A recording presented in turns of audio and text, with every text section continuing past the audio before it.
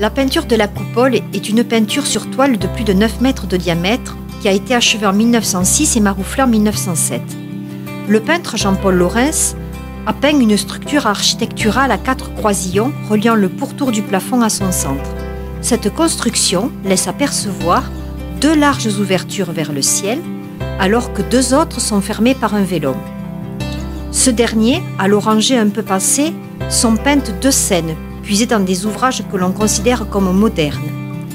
Le sujet de l'une est un extrait du drame en 5 actes de Shakespeare, Hamlet et les Fossoyeurs. Au premier plan, la muse Melpomène, qui est la muse de la tragédie. D'une chair robuste, elle brandit une torche et serre dans son autre main un poignard. Elle vient de détacher la corde tenant le vélum et vole en hurlant en direction des spectateurs. Tout près de Melpomène, Hamlet. Il tient entre ses mains le crâne de l'ancien bouffon du roi, Yorick. Le jeune prince dont le père a été assassiné par son propre frère est de retour d'exil. Il médite dans un cimetière avec Horatio sur la mort. Pendant ce temps, les fossoyeurs enterrent sa bien-aimée Ophélie, qui, devenue folle après son départ, s'est noyée. Le sujet de l'autre est tiré de la pièce de Racine, Le songe d'Athalie.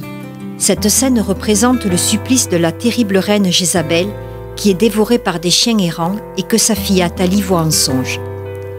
Les 2 autres scènes, donc celle sans le vélum, sont des scènes bien connues de la tragédie antique. Peinte en grisaille, elle se détache sur un ciel d'un bleu nocturne parsemé d'étoiles.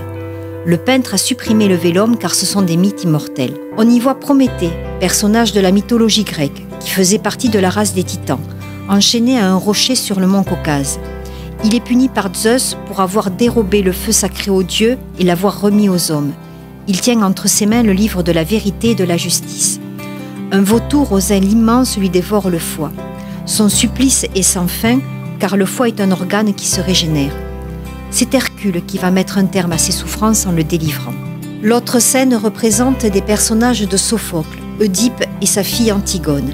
Ce héros de la mythologie grecque fut abandonné à sa naissance à cause de prédictions annonçant qu'il tuerait le roi son père et épouserait sa mère. Cela se produisit malgré tout. Découvrant l'atroce vérité, Oedipe se creva les yeux de désespoir et mena une vie d'errance sur les routes guidé par sa fille Antigone. Oedipe, aux yeux clos, représente l'humanité hésitante en marche avec l'amour pour guide.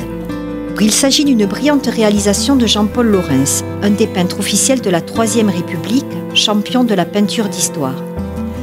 Il est à noter que par un arrêté du 3 février 2000, la salle de spectacle et le foyer sont classés et que l'ensemble du bâtiment est inscrit à l'inventaire supplémentaire des monuments historiques.